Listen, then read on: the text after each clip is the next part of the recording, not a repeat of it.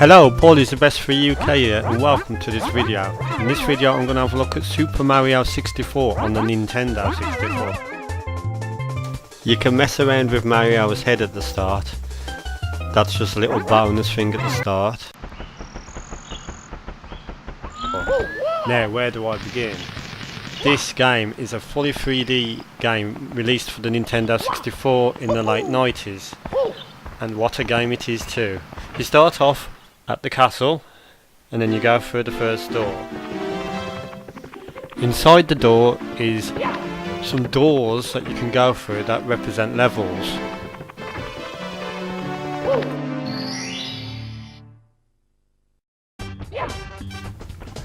Super Mario 64 is a take on the classic Mario games before it, but in 3D. The Nintendo 64 had an analog stick on the joypad which made for smooth precision controls of Mario. This is one of the first games of its type with that sort of stealth feature. Now, as you can see, platforms are movable and like the seesaw there. Well, watch out for the enemies. You can jump, you can kick, you can stomp, you can rotate the camera through 180 degrees to get a better angle. Now, considering the limitations of the cartridge size, this was only an 8 megabyte I believe game. It looks very impressive. There is some bland textures at times, but the world is quite majestic and beautiful. Some of the areas have got such an atmosphere, it's really nice. Like this underwater level here, you can it's just so atmospheric and brilliantly done. Here's a sunken a sunken ship down here.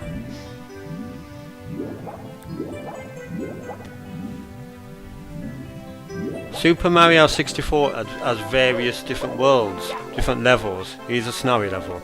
The attention to detail is spot on. There is jagged areas of the playing field, as you can see, but it doesn't hinder the gameplay whatsoever. I actually think it looks very good for a game of this age. Them trees are actually sprites, not in 3D, but most of the stuff is in 3D polygons, or texels, or whatever they're called on the Nintendo 64. The game has varied levels, brilliant level design, as I said. It can be quite challenging at times, but it's not too taxing to make you want to put it down. It is one of the best games on the Nintendo 64.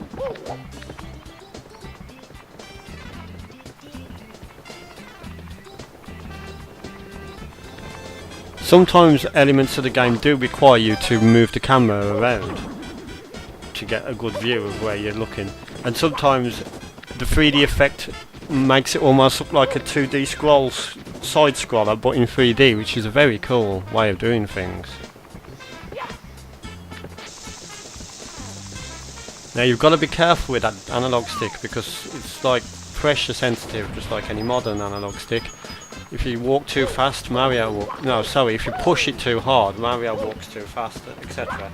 So it can require some precision movements, especially in the thin platforms and ledges. This log right here rotates as you stand on it. Quite scary. The best thing to do is the opposite direction as it rotates. Here's an example of when I said it looks a bit like a side scroller, because it's still in 3D, but you've still got the side scrolling elements. Watch out for this moving wall right here. Got the oh no! Try that again, shall I? Yeah, so watch out for the moving walls. And you've got these moving platforms. This makes an interesting element to the game. It's really good. You can actually jump across here, but it's probably best to wait for it to come.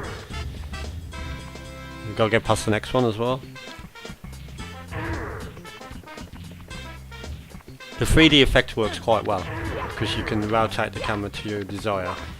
Sometimes the auto camera can be a little bit disorientating, so you will have to rotate it a few times, but other than that, it's really good.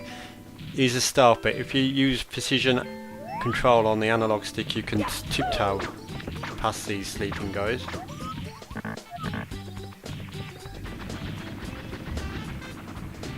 Yeah, some of the platforms are really thin, as you can see. So just slight movement across.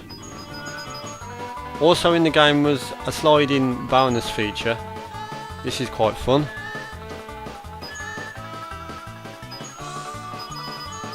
As you can see, you can fall off the edges at this part. I'll try not to. There was also varied levels. There's also lava land right here. I haven't got all of the levels in this video because there's so many of them, but there's 120 collectible stars in the game. Ouch! Watch out for this rotating platform right here. It's all about balance. If you're too far on the one side, you'll fall to your doom. You can actually climb up this very steep one, and watch out for this rotating disc here. There's one of them cactus guys again. Here's another seesaw part. The game is very interactive and is very well made, especially for a game of this age.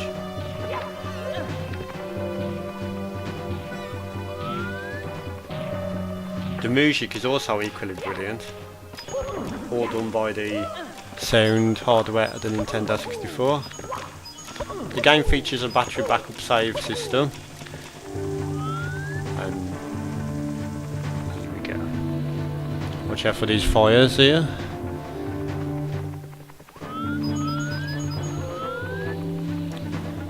Super Mario 64 holds well today even, and I'm going to actually give this one a 10 out of 10.